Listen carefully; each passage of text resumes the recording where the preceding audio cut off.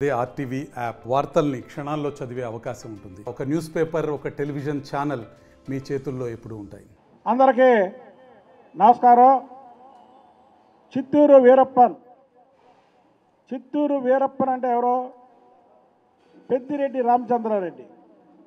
అయితే అడవిలో దొంగ వీరప్పనికి వారసుడు లేడు, కానీ ఈ పెద్దిరెడ్డి రామచంద్రారెడ్డికి మాత్రం వారసుడు ఉన్నాడు, పెద్దిరెడ్డి మిథున్ రెడ్డి. చిత్తూరు జిల్లాలో భూ కబ్జాలు, వాళ్ళ అనుచరులు దారి దోపిడీలు, ప్రజల్ని అనేక విధాలుగా వాళ్ళు ఇబ్బంది పెడితే ఆఖరికి ఈ అబ్బా కొడుకుల్ని పొంగనూరులో కూడా అడుగు పెట్టకుండా అక్కడ ఉన్నటువంటి ప్రజలు ఎదురు తిరిగితే ఆ నెపం తెలుగుదేశం పార్టీ మీద నెట్టారు. అక్కడ రెవెన్యూ అధికారులు వెళ్ళి ఫిర్యాదులు తీసుకుంటే ఒక్క రోజులో దాదాపు 600 మంది వాళ్ళ కబ్జాల గురించి, వాళ్ళ దోపిడీ గురించి ప్రజలు పిటిషన్ల ద్వారా, రిప్రజెంటేషన్ల ద్వారా వాళ్ళు ఎక్కడెక్కడ దోచుకున్నారో వాళ్ళొక్క పొంగనూరుకే పరిమితం కాకుండా పెద్దిరెడ్డి చిత్తూరు జిల్లా వీరప్పన్లాగా మొత్తం జిల్లా మొత్తం వ్యాపించడం, శ్రీకాళహస్తి కానీ, మదనపల్లి కానీ, తంబలపల్లి కానీ, ఇలాగ అనేక నియోజకవర్గాల్లో అతను ఒక చోట పోటీ చేసి, వాళ్ళ అబ్బాయి ఎంపీగా పోటీ చేసి, వాళ్ళ తమ్ముడు ఒక చోట పోటీ చేసి, వాళ్ళ అనుచరులు ఇంకో చోట పోటీ చేసి, ఇలాగా మొత్తం చిత్తూరు జిల్లాని మొత్తం దోచుకొని వేల కోట్ల రూపాయలు దోచుకున్నాడు ఈ చిత్తూరు వీరప్పన్ పెద్దిరెడ్డి రామచంద్రారెడ్డి. ఎందుకంటే ఆయనకి చిత్తూరు వీరప్పనికి వాళ్ళ నుంచి ఆయన పేరు. ప్రజల సొమ్ము దోచుకొని ప్రజల భూములు కబ్జా చేసి ఆయనకి అడ్డం వస్తున్నాడని చంద్రబాబు నాయుడు గారిని ఓడించడానికి సవాల్ చేసి 100 కోట్ల రూపాయలు కుప్పం మీద విరజల్లాడు. ఈయన సొమ్ము అయితేనేగా, ఈయన సొమ్ము కాదు, ప్రజల సొమ్ము. 100 కోట్లు విరజల్లడమే కాకుండా చంద్రబాబు నాయుడు గారిని ఓడిస్తానని వీరప్పన్ శబ్దం చేశాడు. లాస్ట్కి వీరప్పను ఎవరి చేతిలో ఒకరి చేతిలో హతమైపోయినట్టు వీరప్పను, ఈ చిత్తూరు జిల్లా వీరప్పను చంద్రబాబు గారిని ఓడించడం కాదు కదా, ఆ దరిదాపుల్లో కూడా ఆయన వల్ల కాలేకపోయింది. ఇప్పుడు నేను ఎందుకు చెప్తున్నానంటే ఇదంతా కూడా చిత్తూరు వీరప్పన్ ఆస్తులు ఈడీ జప్తు చేయాలి.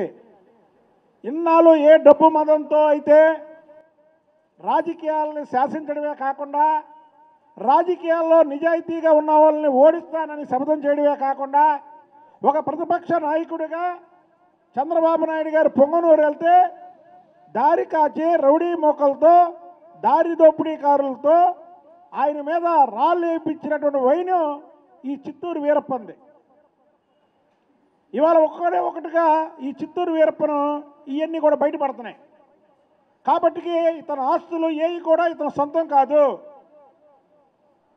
ఈడీ ఎమ్మెల్యే అతని ఆస్తుల మీద, అతని మీద ఇచ్చినటువంటి ప్రజా ఫిర్యాదులు ఏవైతే ఉన్నాయో వాటిని సుమోటాగా తీసుకొని ఈడీ ఈ చిత్తూరు వీరప్పన్ ఆస్తులు జప్తు చేయాలి. ఈయన కొన్ని నియోజకవర్గాలు మాత్రం వదిలేశాడు. ఏదంటే చంద్రగిరి చెవిరెడ్డి భాస్కర్ రెడ్డికి, తిరుపతి భువన కరుణాకర్ రెడ్డికి, నగిరి రోజాకి, ఈ ముగ్గురికి వదిలేసి మిగతా మొత్తం దోచుకున్నాడు. భువన కరుణాకర్ రెడ్డి కొడుకు టీడీఆర్ బాండ్లో పెద్ద కుంభకోణం చేశాడు. ఇక చెవిరెడ్డి భాస్కర్ రెడ్డి కొడుకు గురించి చెప్పాలంటే అంతే లేదు. అక్కడ నాని మీద దాడి చేసి వాడిని చంపపోవడమే కాకుండా మళ్ళీ అతని మీదే తిరిగి కేసు పెట్టినటువంటి వైనం. అలాంటి వ్యక్తులు ఇవాళ రాజకీయాలకి పనికిరారు. ఈ చిత్తూరు వీరప్పన్ని ఆస్తులన్నీ కూడా వెంటనే జప్తు చేయాలని మేము డిమాండ్ చేయడమే కాకుండా మిథున్ రెడ్డి ఆస్తులు తీసుకెళ్ళినా సాయం చేసే వ్యక్తి సుజనా చౌదరి గారు. సుజనా చౌదరి గారు నాకు రాజకీయంగా 2013లో అర్బన్ పార్టీ అధ్యక్షుడు చేశారు. ఎమ్మెల్సీ అప్పుడు ఆయనే ఇన్ఛార్జి, ఆయనే రికమెండ్ చేశారు. కేసీఆర్ నాని నాకు అడ్డుపడినా అలాంటి వ్యక్తికి నాకు పడకపోవడం ఏంటి? కావాలని ఇవన్నీ పత్రికల్లో రాయడం అవన్నీ కరెక్ట్ కాదు. సుజనా చౌదరి గారు ఒక నిజాయితీ గల శాసనసభ్యుడు. ఎవరిని తీసుకెళ్ళి మనం ఏ సహాయం అడిగినా సరే ఆయన చేస్తాడు. ఇప్పుడు ఆ పాపతో చెప్పిస్తా ఏ సంబంధం ఏం చేశాడు. పాప రామ్మ రోహిత సుజనా చౌదరి గారికి కూడా ఫోన్ చేసి మీతో మాట్లాడిస్తా. అందరికీ నమస్కారం. నా పేరు లోహిత. నేను ఇంజనీరింగ్ కంప్లీట్ చేసుకున్నాను. అయితే లాస్ట్ మండే నేను వెంకన్న గారి దగ్గరికి వచ్చాను. నాకు ఒక చిన్న హెల్ప్ కావాలి అని చెప్పి, అది మాస్టర్స్ కోసం నాకు ఇలా ఫీజు కావాలి సార్ అని చెప్పి నేను వెంకన్న గారి దగ్గరికి వచ్చాను. అయితే ఆయన వెంటనే నేను సృజనా చౌదరి గారి దగ్గర తీసుకెళ్తానమ్మా, నేను చేయకపోయినా నేను చేపిస్తాను అని చెప్పి తీసుకొని వెళ్ళారు. ఆయన లేకపోతే ఆ రోజు ఆ హెల్ప్ నాకు అయ్యేదే కాదు. ఆ రోజు నేను అడిగింది కొంచెమే అయితే ఆయన ఇంకా నాకు 3-4 ఎక్కువ చేస్తాను అని చెప్పారు. నేను ఫీజు గురించి అడిగాను. ఆయన ఇంకా ఫ్లైట్ గురించి ఇంకా నా ఎక్స్పెన్సెస్ గురించి కూడా ఆయన హెల్ప్ చేస్తానని చెప్పారు. And this is not fair enough to spread the newses like this. And Venkanna garu Srujana Chowdary గారికి మధ్య ఏ గొడవలు లేవు. They are well. మీకు అర్థమైంది. ఈ పాప ఫీజు గురించి అని వస్తే నా దగ్గరికి నేను సుజనా చౌదరి గారి దగ్గర తీసుకోవాలి. సుజనా చౌదరి గారికి నాకు ఉన్నటువంటి సంబంధం ఎలాంటిదో చెప్పాను. సుజనా చౌదరి గారు కూడా లైన్లో ఉన్నారు. ఈ పాపను తీసుకెళ్తే పాప అడిగింది ఏంటంటే ఫీజు అడిగింది.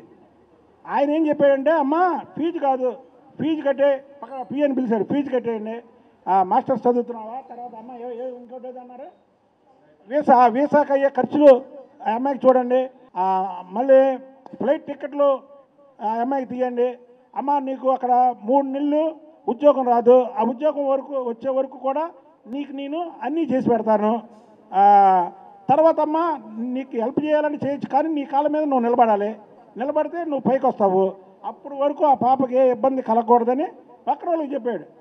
ఏది మేము వెళ్ళిందేమో ఫీజు కోసం వెళ్ళాం, ఆయనేమో ఇవన్నీ చేసి పెట్టాడు. చేసి పెట్టి చక్కగా గంట కూర్చొని మాట్లాడితే మా ఇద్దరికి ఏమంటే సుజనా చౌదరి గారి స్థాయి అండి, బుద్ధ వెంకన్న స్థాయి అండి, చెప్పండి. ఆయనకి నాకు పడకపోవడం ఏమిటో దీంట్లో అర్థం ఉందా? ఒక్కసారి సుజనా చౌదరి గారు కూడా అప్పుడు ఆయనకి నాకున్నటువంటి సంబంధం, ఆయన నాకేం చేశాడో మీ అందరికీ చెప్పాను అంతకుముందే, ఆ పాప మాట్లాడే ముందు. ఇప్పుడు సుజనా చౌదరి గారు కూడా మీది ఒక్కసారి లైవ్లో మాట్లాడతారు. సార్ ఒక్కసారి విలేకరులు అందరూ ఉన్నారు సార్, ఒక్కసారి మాట్లాడండి సార్. ఇప్పుడు బుద్ధ వెంకన్న డెవలప్ చేసిందే నేను. విలేకరులు కొంచెం బాధ్యత ఉండి తప్పుడు న్యూస్ రిపోర్ట్ చేయకుండా ఉంటే మంచిది అని మాత్రం చెప్పగలను నేను. అతను వచ్చిన పని అమ్మాయి ఫీజు కోసం వచ్చారు, అవన్నీ మా ఫౌండేషన్ వాళ్ళకి చెప్పాను, అంతకు మించి వేరే ఏమి. తర్వాత కాన్స్టిట్యున్సీని ఎలా డెవలప్ చేయాలనే దాని మీద దుర్గమ్మ టెంపుల్ రేపు పొద్దున్న దసరా వస్తూ ఉంది, ఆ రోజు అతనికి ఉన్న అనుభవంతో కొన్ని చెప్పాడు, అంతకు మించి ఏమీ లేదు. కాబట్టి ఇలాంటి తప్పుడు వార్తలు రాయబాకండి సార్. 2014లో ప్రెసిడెంట్ చేసింది మీరే కానీ నన్ను. అవును అవును అవును. ఒకసారి హైకోర్టు చెప్పండి సార్, మీరు ఏమేమి చేశారు నాకు. అదే అవన్నీ తెలుసు కదయ్యా, నువ్వు చెప్పు శుభ్రంగా. నేను చెప్పా వాళ్ళకి. 2014లో ఆయన నాకు పార్టీ అధ్యక్ష పదవి వాళ్ళ కేసీఆర్ నాని వద్దంటే ఈయన ఇప్పించారు. అలాగే ఎమ్మెల్సీగా ఉన్నప్పుడు కూడా ఈయన ఇన్ఛార్జి, ఈయన రికమెండ్ చేశారు. ఇక్కడ రావడానికి ముందు మీరు నాకు చెప్పి వచ్చారు, నన్ను పక్కన నేర్చారు. అసలు ప్రతి ఒక్కరికి కూడా వెంకన్న సొంతంగా భుజాల మీద వేసుకొని పనిచేశారని చెప్పారు. ఒక్కటి గుర్తుపెట్టుకోండి. బాబు గారు కూడా చెప్పాను నేను, వాళ్ళే ఎమ్మెల్యే ఎలా చేశారు మేరా గారు వెంకన్న అని, చాలా క్రిస్టల్ క్లియర్. ఇప్పుడు మీకు విలేకరులకు ఒకటే చెప్తున్నాండి, సుజనా చౌదరి గారు అనే వ్యక్తి చాలా ఈ నియోజకవర్గానికి రావడం మనందరూ అదృష్టం. ఆయనకి ఇప్పుడు కాదు ఎవరు వ్యతిరేకం అవరు. ఎందుకంటే మీరు అనుకుంటారు సుజనా చౌదరి గారు హై ప్రొఫైల్ మనిషి అని, చాలా లో ప్రొఫైల్ మనిషి. కానీ దయచేసి మా ఇద్దరి మధ్య ఈ అగాధాలు ఇవన్నీ సృష్టించాలని చేయడం ఒకటను, ఒక బీసీ నాయకుడిగా ఆయన మీద అసలు ఆయన ఎవరండి, ఆయన కొండ ఆయన్ని ఢీ కొట్టగలరా ఎవడైనా?